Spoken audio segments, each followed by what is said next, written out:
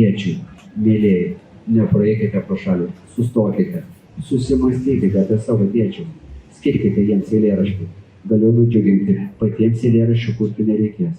Eilėraščių duosiu visą rinkinį, galėsite įsirinkti savo mieliausią ir paskaityti jį savo tėčiai. O tuo metu turim dar vieną skaitovę. Kuo jūs vardu? Indrė. Ačiū, Indrė. Taigi, skaitysim. Skaityk. Danutė Bibliauskaitė Raskauskienė. Tėčiai.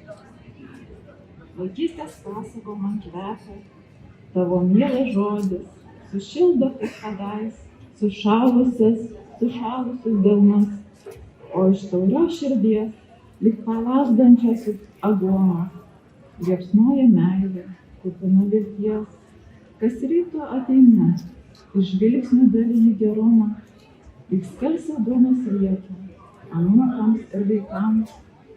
Tu, ąžuolo tvirtumas, tu visų paguoda, šypstais pro metų mišką, darbštumą savo rankų palikdamas kitiems.